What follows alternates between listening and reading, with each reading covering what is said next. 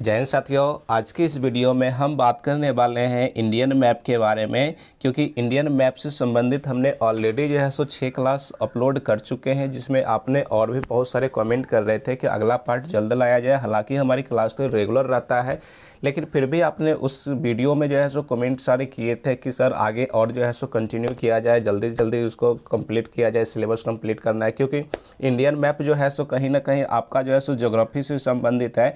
क्योंकि जब तक आप इंडियन मैप को अच्छे ढंग से नहीं समझ पाएंगे, इसकी नक्शा को नहीं समझ पाएंगे, कहाँ पे कौन सी जगह है, लोकेशन आप अच्छे से नहीं जान पाएंगे।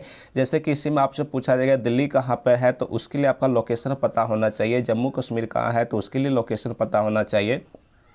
हर एक क्षेत्रों का, केरल कहाँ है तो इसमें बताना है कि ये दक्षिण भारत में पड़ता है। तो इसकी लोकेशन को यदि आप अच्छे से समझते हुए रहते हैं तो कहीं ना कहीं ज्योग्राफी को पढ़ना आसान हो जाता है। बहुत अच्छे से आप पढ़ पाते हैं, समझ पाते हैं। पढ़ तो सभी लेते हैं लेकिन समझते जल्दी कोई नहीं है। लेकिन आप बेहतरीन ढंग से ज्योग्राफी को समझ सकते हैं। क्यों? क्योंकि आप नक्शे को पढ़ रहे हैं, मानचित्र को पढ़ रहे हैं। तो इसलिए आपका जो है कहीं ना कहीं बाकी सारे बच्चों की तुलना में आपको परफॉर्मेंस अच्छा रहने वाला है। इसलिए इसको पढ़ना बहुत ही ज़रूरी है। तो आज की इस क्लास में हम आप लोगों को जो है हिमाचल प्रदेश के बारे में बताएंगे। क्योंकि इससे पहले लद्दाख और जम्मू कश्मीर के बारे में जितने भी क्वेश्चन बन रहा था, उसकी जितने भी बातें था, मुख्य चीज़ें था, उसके बारे में हमने बता दिए थे। जम्मू कश्मीर से ही संबंधित हमने आपको बताए थे एलओसी क्या होता है, ऑक्साई चिन्ह क्या होता है, गिलगिट कहाँ पड़ता था, कितना परसेंट जो है जम्मू कश्मीर का हिस्सा हमारे भारत में। इन सारी तमाम चीज़ों पे हमने ऑलरेडी क्लास ले चुके हैं। आज की इस वीडियो में हम हिमाचल प्रदेश को बारे में बताने वाले हैं और साथ ही साथ ये भी बताने वाले हैं कि इसका जितना भी क्वेश्चन आंसर होगा वो सब इसी वीडियो में कंप्लीट कर देने वाले हैं। तो वीडियो थोड़ा छोटा होगा बट सारे चीज़ इसमें टू जेड बातें हमने आपको बताने वाले हैं। ठीक है, तो वीडियो को शुरू से अंत तक जरूर देखिएगा। हमारे वीडियो को अगर देखना पसंद आता है, आपको कहीं ना कहीं कुछ ना कुछ इसमें लाभ मिलता है, तो आप हमारे वीडियो को जरूर लाइक कीजिएगा। और चैनल पे नए आए हैं तो प्लीज़ सब्सक्राइब भी कर लीजिएगा और अपने दोस्तों के साथ शेयर कीजिए। चलिए स्टार्ट करते हैं आगे की ओर। इसकी जो मुख्य चीज़ें हैं, जो मुख्य बातें हैं, जो मुख्य लोकेशन है, उसके बारे में समझना है। क्योंकि इस हिमाचल प्रदेश के अंतर्गत तो बहुत सारे क्षेत्र हैं, उन सारे क्षेत्रों का कोई खास विशेषता तो है नहीं। तो जिसका मुख्य विशेषता है उस सारे स्थानों के बारे में आपको इसमें समझने की मौका मिल रहा है। तो समझिए, जैसा कि हमने पिछले वीडियो में आपको बताए थे कि यहाँ पर जो एक पर्वत श्रेणी है जो सबसे ऊपर में है, जो काराकोरम श्रेणी के नाम से जाना जाता है। ठीक उसके नीचे एक श्रेणी है जो लद्दाख श्रेणी, जास्कर श्रेणी और पीर पंजाल श्रेणी, इस प्रकार से श्रेणियां इसमें क्रम करता है। तो इस श्रेणी को पहले समझिए। क्योंकि यहाँ पे जो हमने बताने वाले हैं ना, यहीं पे हमने आपको क्या बताएंगे, ऊपर से एक श्रेणी गुजरती है जो पीर पंजाल के नाम से जाना जाता है और एक नीचे से श्रेणी निकलती है जो धौलाधार के नाम से जाना जाता है। पर्वत श्रेणी, श्रेणियों के बारे में हमने ऑलरेडी क्लास में बता चुके हैं कि श्रेणी क्या होता है। तो इसके लिए थोड़ा सा और आपको हम हिंट अगर दें तो जिस प्रकार से देख सकते हैं ये समतल भूमि है और इसके ऊपर इस प्रकार की चोटियां अगर उठी हुई अप डाउन करते हुए अगर चलती है तो इसी को हम लोग पर्वतों की श्रेणी कहते हैं। तो यहाँ पे जो ये पर्वत श्रेणी होगा ये कौन सी होगा, तो पीर पंजाल। क्योंकि सबसे नीचे वाला जो भाग है ना, इसी को हम लोग पीर पंजाल कहते हैं। तो पीर पंजाल और ये वाला जो भाग आप देख पा रहे हैं ये धौलाधार है। तो आपसे पूछा जाएगा कि हिमाचल प्रदेश का एक प्रमुख क्षेत्र जो कुल्लू के नाम से जाना जाता है, या कुल्लू किन दो पहाड़ियों के बीच, किन दो पर्वत श्रेणियों के बीच स्थित है, तो आप क्या बताएंगे। बहुत ही अच्छा आपका क्वेश्चन बनेगा। यहाँ से आप क्या बताएंगे इसका, तो यहाँ से आपने देख पा रहे हैं ना कि ये क्या है, तो ये पीर पंजाल है और नीचे से धौलाधार है। तो आप बताएंगे इसका पीर पंजाल और धौलाधार के बीच में कुल्लू श्रेणी, यानी कि कुल्लू जगह जो है फेमस पड़ता है। और कुल्लू का खासियत क्या है कि कुल्लू ये है कि हिमाचल प्रदेश में जब कभी भी आप घूमने के लिए जाइएगा ना, तो ये पर्यटक स्थल बहुत ही अच्छा माना जाता है। जब कभी भी अपने लाइफ में घूमने का मौका मिले तो आप कुल्लू जरूर जाइएगा। इसके साथ ही साथ आप मनाली भी जा सकते हैं, उसके बाद शिमला जा सकते हैं। हिमाचल प्रदेश का ये तीनों क्षेत्र जो है बहुत ही फेमस है। यहाँ पे हम आपको ये भी बताने वाले हैं कि कुल्लू कहाँ है, उसका शिमला मनाली कहाँ है, इन सारी चीज़ों के बारे में। जैसे देखिए आपको अगर दिखाएं एक दूसरे नक्शा में, तो यहाँ पे आप देख सकते हैं, इसमें समझिए। यहाँ पे आप देखिए ये क्या क्षेत्र है, तो ये कुल्लू है। इसके ऊपर आप देखिएगा तो यही आपका मनाली है। उसके बाद आप यहाँ से देखिएगा तो धर्मशाला है। इन सारे चीज़ों जो मुख्य चीज़ें हैं ना, जो मुख्य क्षेत्र है, इन क्षेत्रों के बारे में हम आपको समझाने वाले हैं इस वीडियो के माध्यम से। तो मैप का मैप का स्टडी करने का अर्थ यही होता है कि आप जो है विभिन्न क्षेत्रों को, जो इंपॉर्टेंट क्षेत्र है उन सारे क्षेत्रों का नाम याद रखें और लोकेशन के साथ उसको ध्यान में रखें कि कहाँ पे कौन सा क्षेत्र है और उस क्षेत्र की विशेषता क्या है उसके बारे में समझना है। जैसे कि आप यहाँ पर कुल्लू देख रहे हैं, तो कुल्लू की विशेषता यही है कि यहाँ पर जो है सो पर्यटक स्थल है या पर्यटक स्थल है। यहाँ पर जितने भी टूरिस्ट लोग होते हैं जो हिमाचल प्रदेश जाते हैं घूमने के लिए, तो कुल्लू जैसे फेमस जगहों को अवश्य वो देखने की इच्छा जाहिर करते हैं। तो आप लोग भी कभी जाइएगा तो ज़रूर देखिएगा, लेकिन आप लोग तो तब मौका मिलेगा जाने का जब आप जो है सो जॉब का पा लेंगे, जॉब करेंगे, नौकरी करेंगे, क्योंकि जिसके पास पॉकेट में मनी होता है उसी के लिए तो पर्यटक क्षेत्र भी होता है ना अपना। नहीं तो ऐसे नाम सुनते रह जाएंगे और फिल्मों में नज़ारा देखते रह जाएंगे और आप लोग जैसे कभी घूमने का मौका ही नहीं मिलेगा, क्योंकि आपको वहाँ तक जाने के लिए भी जेब में पैसा भी होना चाहिए। जेब में पैसा नहीं रहेगा तो फिर आप जाएंगे कैसे? और वहाँ जाने के बावजूद भी अगर आपके पास पैसा नहीं है तो फिर केवल दृश्य देखने से ही थोड़े ना मन भरता है। वहाँ जाइएगा तो घूमिएगा फिरिएगा, इधर उधर जाइएगा, बस वाले जो है सो ऑटो वाले आपसे पैसा लेंगे, वहाँ पे कुछ खरीदेगा, तो विभिन्न प्रकार की चीज़ें हैं। तो इसके लिए आपके पास पैसा होना चाहिए और पैसा तब होगा जब आपको नौकरी मिल जाएगा। तो इसलिए अच्छे से आप पढ़ाई कीजिए, पढ़ाई करके आप नौकरी पहले हासिल कीजिए और उसके बाद जो है सो इन तमाम चीज़ों को जिसके बारे में हम अभी बताने वाले हैं सभी कभी न कभी आप जाइएगा इन जगहों पर घूमने के लिए। बहुत ही अच्छा फेमस जगह है टूरिस्ट के लिए। ठीक है, अब आगे समझिए। तो कुल्लू का लोकेशन आपने देख लिया यहाँ से। उसके बाद यहाँ पर देखिएगा एक जो है सो मनाली होता है, इसके जस्ट ऊपर में आप देखिएगा तो यहीं पे मनाली है और इसके नीचे अगर आप देखते हैं कहीं पे इस जगह पे, इसमें तो नहीं लिखा हुआ है लेकिन इसके नीचे में ध्यान रखिएगा, कुल्लू के जो नीचे में क्षेत्र एक पड़ता है वो आपका क्या पड़ता है, तो शिमला पड़ता है। तो इस प्रकार से ये तीन क्षेत्र जो है सो कुल्लू, तीनों नाम याद रखिएगा, एक तो कुल्लू, दूसरा मनाली। यहाँ से मनाली का चित्र आप देख लीजिए, लोकेशन हम आपको बता रहे हैं, यहाँ से समझिए इसको। ये देखिए, ये है आपका कुल्लू, ये है आपका मनाली और इसके नीचे अगर आप कहीं ध्यान से देखिएगा कहीं से इस ओर में, तो आपको जो है सो मनाली भी दिख जाएगा। और यहाँ से देखिए धर्मशाला भी है। धर्मशाला का भी खासियत बहुत ही अच्छा है क्योंकि धर्मशाला के बारे में ही बताया जाता है कि यहाँ की जो तिब्बत का जो एक पहले जो लोग रहते थे, क्योंकि तिब्बत पे आप लोग जानते हैं कि चीन ने जो हमला कर लिया। यहाँ पर देखिए ये क्या है, तो क्षेत्र तिब्बत का क्षेत्र है और इसी तिब्बत के क्षेत्र पर जो है सो 1959 ईस्वी में चीन ने इस पर हमला करके इसके क्षेत्रों को कब्जा कर लिए थे। और यहाँ के जो दलाई लामा जो धर्मगुरु थे, तिब्बत के जो रहने वाले धर्मगुरु थे, ये डर के मारे भाग करके कहाँ चले आए थे, तो यही हिमाचल प्रदेश के क्षेत्र में चले आए थे और हिमाचल प्रदेश के धर्मशाला में ये अभी भी रह रहे हैं। ठीक है ना। तो इतनी बात आपने समझ ली। आपसे पूछा जाएगा कि तिब्बत के धर्मगुरु यानी कि ये जो धर्म बौद्ध धर्म को मानने वाले लोग थे और यह जो है सो एक धर्मगुरु थे, इसलिए हमारे भारत में इसको आश्रय दिया गया था और इनको भारत से भगाया नहीं गया था, क्योंकि आतंकवादी होते तब तो इनको भगा दिया जाता या फिर जो है सो इसको अपने जो है सो कैप्चर में सरकार कर लेते, उसको जेल में बंद कर। लेकिन ये धर्मगुरु है इसलिए इनका सम्मान करते हैं और इनको अभी भी रहने का मौका मिला धर्मशाला में। और धर्मशाला के बारे में आपसे पूछा जाएगा तो यहीं पर जो है सो सर्वाधिक वर्षा होती है। हिमाचल प्रदेश की जो सर्वाधिक वर्षा होती है वो कौन से क्षेत्र में होती है, तो धर्मशाला वाला क्षेत्र में ही होता है। तो धर्मशाला की खासियत आप ये भी जान लिए। यहाँ से धर्मशाला यहाँ दिख रहा है ना, यहाँ पे देखिए ये वाला क्षेत्र है धर्मशाला का। पेन थोड़ा चेंज कर लेते हैं, अगर आपको ब्लैक कलर में ना दिखाई दे रहा होगा तो एक दूसरा कलर ले लेते हैं, रेड कलर ही ले लेते हैं, समझिए इसको। तो ये क्या है, धर्मशाला है। तो धर्मशाला को बारे में आपने देख लिया कि यहाँ पर जैसे सर्वाधिक वर्षा होता है। हिमाचल प्रदेश में सबसे ज़्यादा अगर कहीं वर्षा होता है तो वो धर्मशाला में होता है। अगर डायरेक्ट आपसे पूछा जाएगा कि विश्व में सबसे अधिक वर्षा कहाँ होता है, तो आप लोग जानते हैं कि अपना भारत में ही होता है। और भारत के ये क्षेत्र आप मेघालय देख रहे हैं ना, तो मेघालय के जो मॉनसून राम क्षेत्र है वहाँ पे जो है अत्यधिक बारिश, विश्व भर में सबसे ज़्यादा बारिश यहीं पे देखने को मिलता है, क्योंकि यहाँ पे 250 सेंटीमीटर तक जो है सो बारिश है देखने को मिल जाता है। इसलिए विश्व की सबसे अधिक वर्षा वाला क्षेत्र कौन सा है, तो अपने भारत का मेघालय राज्य है और मेघालय राज्य का मॉनसून राम है। तो प्रॉपर क्षेत्र पूछेगा तो आप मॉनसून राम कहेंगे इसको। इतनी बात आप लोगों ने समझ ली। धर्मशाला के बारे में भी आपने अच्छे से समझ ली और कुल्लू मनाली और अपने शिमला के बारे में। शिमला के बारे में एक चीज़ और अगर हम आपको बताने के प्रयास करें तो शिमला के बारे में, जैसे कि आप लोग जानते हैं कि शिमला मिर्च हम लोग खाते हैं ना, शिमला मिर्च की सब्जियां बनती है और उसको जो है सो हम लोग खाते भी हैं। तो शिमला मिर्च से ध्यान में रखिएगा कि शिमला क्षेत्र का है तो हिमाचल प्रदेश में। और दूसरी बात ये कि कई बार हमसे भी एक क्वेश्चन कोई व्यक्ति पूछ लिए थे कि वह कौन सा मतलब राज्य है जिसकी राजधानी के नाम के आधार पे एक सब्जी है और उस सब्जी को हम लोग खाते हैं, तो वो कौन सा है, यही शिमला है। तो शिमला मिर्च भी होती है, इस बात को आपको ध्यान में रखना है। समझ गए इतनी बात। चलिए आगे देखिए।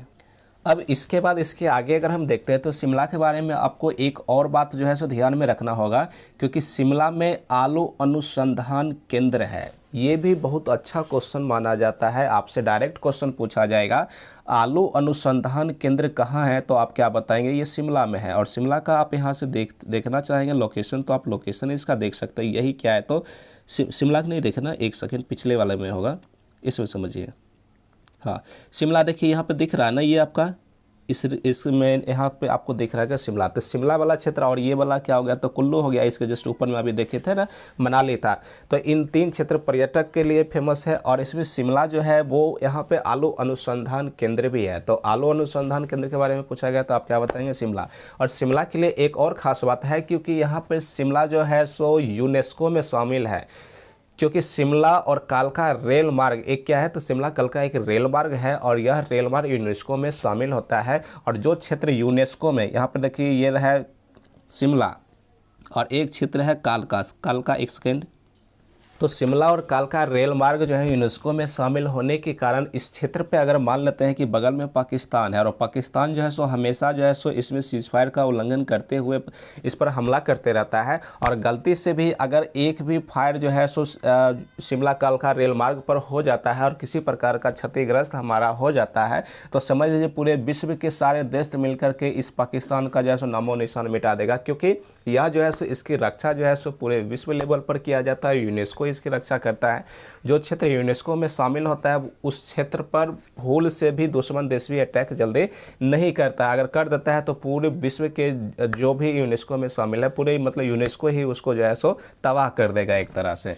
तो ये आपने समझ लिए। अब उसके बाद आगे समझिए, इसमें यहाँ पे आप देखिएगा तो एक क्षेत्र है जिसका नाम है रिकोंगपियो, और इस रिकोंगपियो क्षेत्र की खासियत ये है कि यह जो है सो इधर से जो आप चीन देख रहे हैं ना कि इस क्षेत्र में कौन सा देश है, तो चीन है। जैसे कि यहाँ पर आप देख सकते हैं इस नक्शा में, यहाँ पर क्या है, तो चीन है, और यहीं पर क्या है अपना ये हिमाचल प्रदेश है। तो हिमाचल प्रदेश का बताएगा वह कौन सा क्षेत्र है जो चीन के साथ सीमा बनाता है, तो आप क्या बताएंगे, यही रिकोंगपियो वाला क्षेत्र जो है वो चीन के साथ सीमा बनाता है, ये अंतर्राष्ट्रीय सीमा बनाता है। ठीक है, तो आपसे ये भी पूछ लिया कि हिमाचल प्रदेश का वो कौन सा क्षेत्र है जो चीन के साथ अंतर्राष्ट्रीय सीमा बनाता है, तो आप क्या बताएंगे इसके लिए, रिकोंगपियो का क्षेत्र जो है यही क्या बनाता है, तो उसके साथ सीमा बनाती है।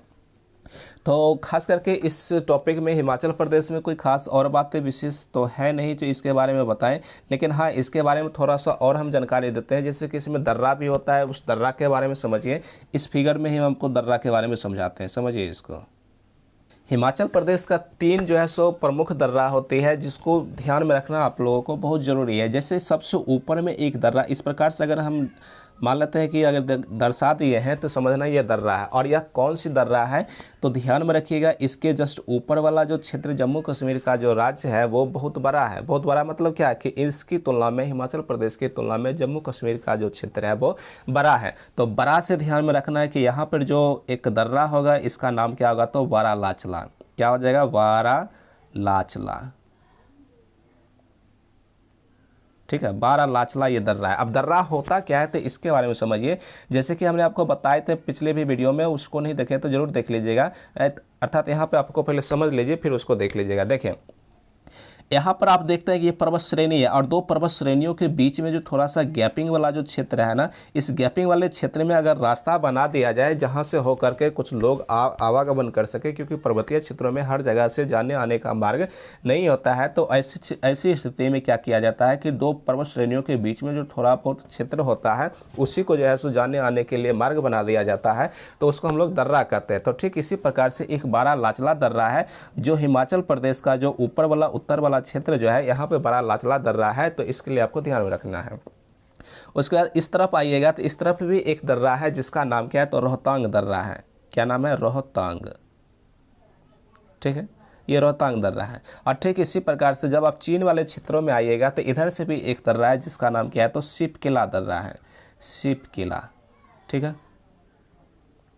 तो ये 3 प्रमुख दर्रा है जिसके बारे में आपको ध्यान में रखना है। आपसे यही क्वेश्चन पूछा जाएगा, हिमाचल प्रदेश से यदि आप जो है सो चीन जाना चाहते हैं तो किस दर्रा का प्रयोग करेंगे। तो देखिए हिमाचल प्रदेश पूरा का पूरा क्षेत्र क्या है, हिमाचल प्रदेश, और आप चीन जाना चाहते हैं तो चीन वाला क्षेत्र इधर है, तो इस तरह जाने के लिए आपको किस दर्रा का प्रयोग करना पड़ेगा, तो सिप किला दर्रा का प्रयोग करना पड़ेगा। तो इस प्रकार से आपको ध्यान में रखना है कि सिप किला दर्रा से होते हुए हम लोग चीन जा सकते हैं। अगर आपसे पूछा जाएगा कि हम जम्मू कश्मीर जाना चाहते हैं हिमाचल प्रदेश से, तो किस दर्रा का प्रयोग करना पड़ेगा, तो आप क्या बताएंगे, बरालाचला, क्योंकि यहाँ से कुल्लू से निकल के आप बरालाचला दर्रा होते हुए हिमाचल प्रदेश के क्षेत्रों में जा सकते हैं। और इधर से आप देखिएगा पंजाब वाला क्षेत्र है, नीचे इधर आप पंजाब पढ़िएगा, फिर हरियाणा पढ़िएगा, तो इसके बारे में पूछा जाएगा तो आप रोहतांग दर्रा का प्रयोग करते हुए नीचे के क्षेत्र में यानी कि दक्षिण भारत मध्य भारत की ओर अगर आना है हिमाचल प्रदेश से, तो आप रोहतांग दर्रा का प्रयोग करते हुए नीचे की ओर आ सकते हैं। तो इस प्रकार से दर्रा का जो कॉन्सेप्ट था ये भी हमने बता दिए। अब इसमें देखिए कुछ दोआब होता है, जैसे पंजाब के बारे में आपने सुने होंगे, क्योंकि हिमाचल प्रदेश में और कोई खास चीज़ें है नहीं, जितनी भी चीज़ें था वो सारी चीज़ें हमने बता दी। इसके बाद क्वेश्चन आंसर होगा, लेकिन इससे पहले थोड़ा सा हम आपको बता दें पंजाब के बारे में। तो इसके बारे में समझिए, यहाँ से ये तो उसी का है पंजाब का मतलब, हाँ ये देखिए पंजाब है। पंजाब में भी जैसे हम आपको इसमें ये बताने वाले हैं क्योंकि आप लोग जानते हैं कि एक हिमालय से निकलने वाली एक नदियां है जो सिंधु नदी के नाम से जाना जाता है। और यह सिंधु नदी भारत के नक्शा में ये देख लेते हैं, यहाँ से नहीं देखते हैं, भारत का नक्शा निकाल लेते हैं सबसे पहले।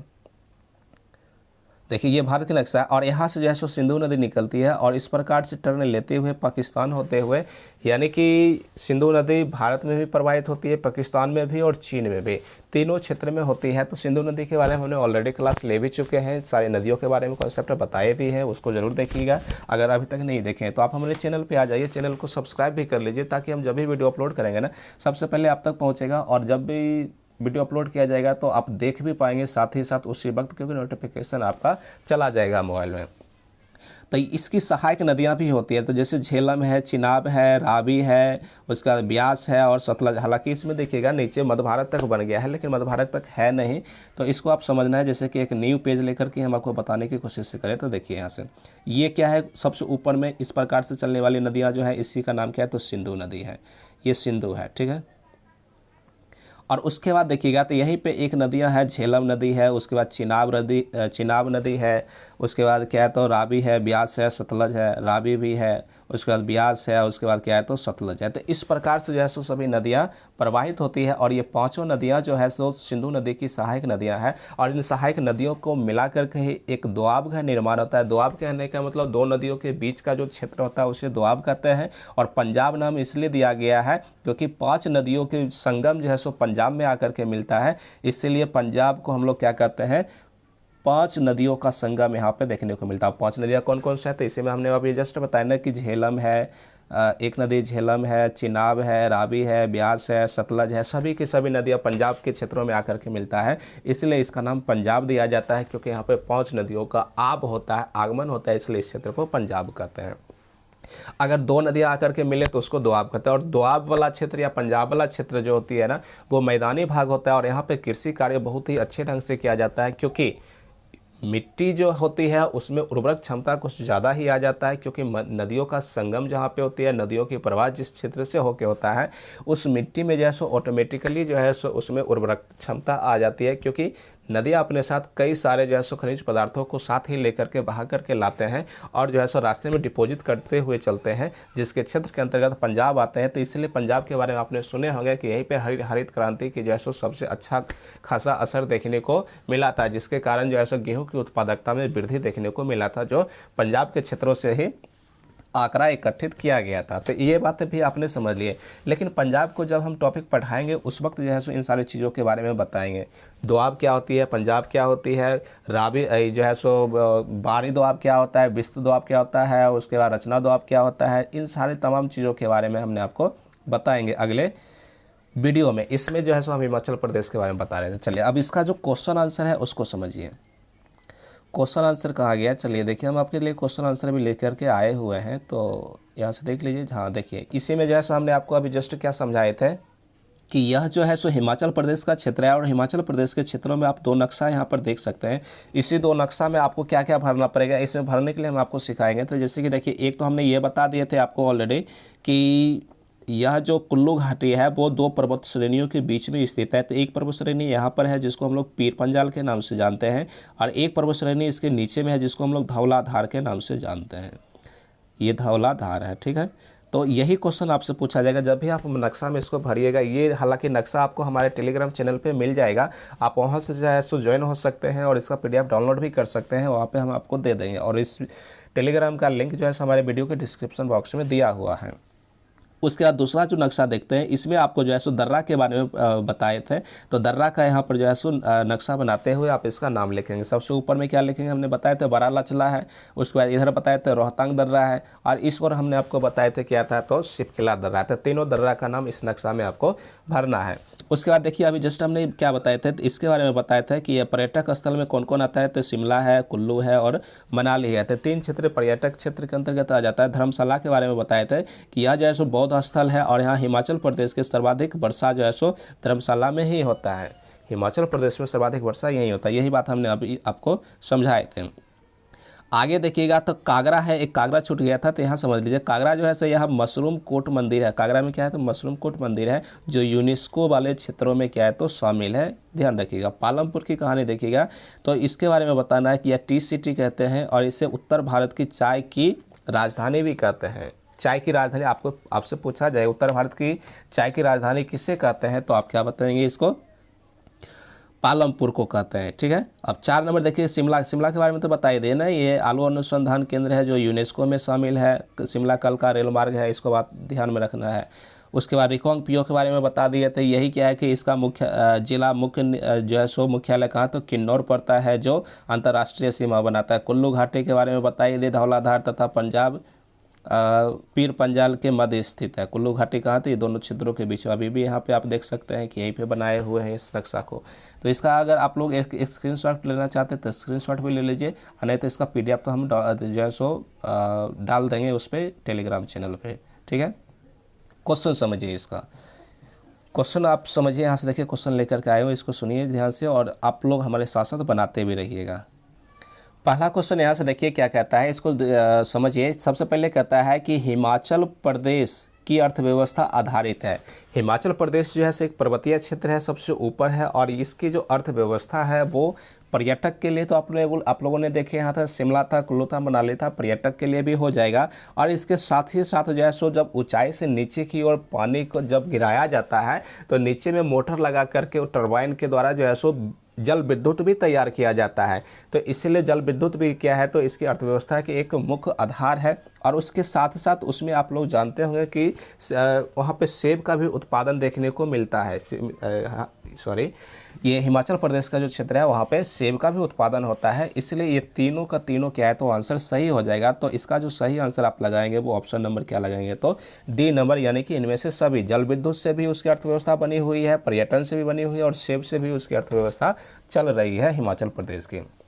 तो पहला क्वेश्चन का ऑप्शन नंबर D सही हो गया। अब अगला क्वेश्चन देखिएगा 2 नंबर, इसमें कहता है हिमाचल प्रदेश कितने देश से सीमा बनाता है। तो हमने आपको देखे थे ना कि एक ही देश था, जो रिकांगपिओ को जो किन्नौर वाला जिला था वो बना रहा था चीन के साथ। तो केवल और केवल एक देश है। तो इसका सही आंसर कौन सा हो जाएगा, तो 1, यानी कि ऑप्शन नंबर A। अब उसके बाद देखिए 3 नंबर देखिएगा, तो कौन सा जिला अंतर्राष्ट्रीय सीमा बनाता है। तो किन्नौर देखे थे ना, ये जो रिकांगपिओ का क्षेत्र का जो किन्नौर था, ये किन्नौर ही जो है अंतर्राष्ट्रीय सीमा बनाती है।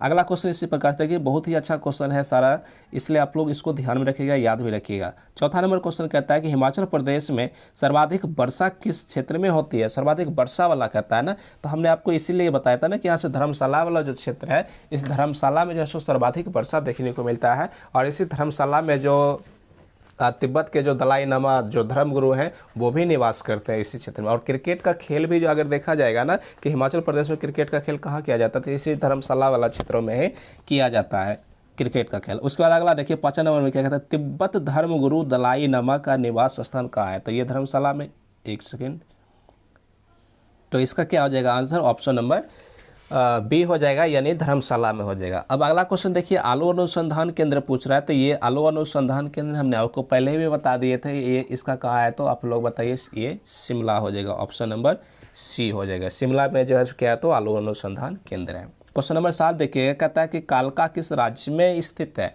तो कालका जो है वो हरियाणा में पड़ता है, क्योंकि कालका और शिमला रेल मार्ग के बारे में आप पढ़िएगा। तो शिमला तो कहाँ है, तो आप कह सकते हैं इसमें हिमाचल प्रदेश, लेकिन कालका जो है ये कहाँ है, कालका के लिए पूछेगा तो आप हरियाणा बताएंगे।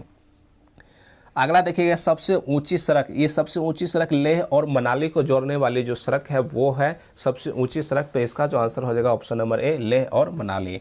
उसके बाद अगला देखिए इसका क्या हो जाएगा, तो लेह और मनाली ही होगा। अब अगला नेक्स्ट क्वेश्चन देखिएगा, 9 नंबर कहता है कि कुल्लू घाटी प्रसिद्ध है। कुल्लू घाटी किसके लिए प्रसिद्ध है, ये आपको बताना है। अगर आप लोग जानते हैं तो जल्दी से बताइए, नहीं जानते हैं तो ऑप्शन सुनिए। इसका ऑप्शन हो जाएगा बी, सेब के लिए कुल्लू घाटी प्रसिद्ध है, क्योंकि सेब से ही हिमाचल प्रदेश की अर्थव्यवस्था बनी हुई। केवल सेब ही नहीं बल्कि जल विद्युत भी और पर्यटन भी है। पहला ही क्वेश्चन था ये। 10वां क्वेश्चन कहता है कि पालमपुर प्रसिद्ध है। अब पालमपुर का जो क्षेत्र है ये किसके लिए प्रसिद्ध है, तो इसके लिए बताना है ये चाय के लिए प्रसिद्ध है, क्योंकि हिमाचल प्रदेश में पालमपुर एक क्षेत्र है जहाँ पे चाय की खेती होती है। चाय की खेती मतलब चाय पत्ती की खेती, और उसी को दूध में डाल करके गर्म करके हम लोग चाय जो सुबह सुबह पीते हैं उसी चाय की बातें कर रहा है, चाय पत्ती की बातें। तो इसके किसके लिए प्रसिद्ध है यहाँ से पालमपुर, तो चाय के लिए प्रसिद्ध है। क्वेश्चन नंबर 11 देखिए, कहता है कुल्लू घाटी किन दो पर्वतों के बीच में स्थित है। पहला ही हमने बता दिया था कि कुल्लू घाटी जो है पीर पंजाल और धौलाधार के बीच में स्थित है। तो इसका जो आंसर होगा वो ऑप्शन नंबर ए होगा, पीर पंजाल और धौलाधार। 12 नंबर क्वेश्चन कहता है कि दर्रा की पहचान करें। इसमें ऑप्शन तो नहीं दिया हो, चलिए अगला देखिए ऑप्शन यहाँ से समझिए। दर्रा की पहचान करने के लिए कहा ना, तो 1 नंबर में हमने क्या बताया, यही आपका क्या है, तो रोहतांग दर्रा है। 2 नंबर में कौन सा है, तो शिवकिला दर्रा है। और 3 नंबर में कौन सा है, तो बारालाचला दर्रा है।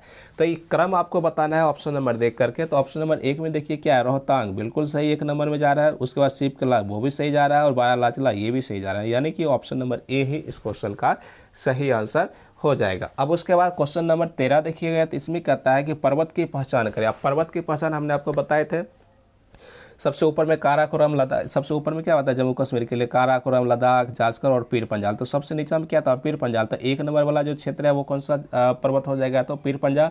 और यहाँ पर जो आप देख पा रहे हैं 3 नंबर में क्या हो जाएगा, तो धौलाधार। और 2 नंबर में क्या हो जाएगा, तो इसी के बीच में क्या होता है, कुल्लू क्षेत्र था, कुल्लू। तो इसका क्रम बताएंगे, 1 नंबर में क्या था, तो पीर पंजाल। 2 नंबर में क्या है, तो कुल्लू। और 3 नंबर में क्या था, धौलाधार। तो जैसा कि पहला आप देख रहे हैं कि पीर पंजाल, कुल्लू और धौलाधार, तो ऑप्शन नंबर ए इस क्वेश्चन का क्या हो जाएगा, तो सही आंसर हो जाएगा। इसका अगर आप लोग पीडीएफ लेना चाहते, स्क्रीनशॉट लेना चाहते हैं तो आप स्क्रीनशॉट इसका ले लीजिए, अन्यथा इसका जो है हम पीडीएफ तो डाल ही देंगे टेलीग्राम चैनल पे। तो आप हमारे टेलीग्राम चैनल से भी जुड़ जाइएगा, उसका लिंक इस वीडियो के डिस्क्रिप्शन बॉक्स में दिया हुआ है। तो आज की क्लास को यहीं तक रखते हैं, क्योंकि हिमाचल प्रदेश बहुत छोटा टॉपिक था जो कि बहुत जल्द ही कंप्लीट हो गया, लेकिन अगला टॉपिक बहुत थोड़ा लंबा होगा, तो हम लंबे क्लास तक लेंगे।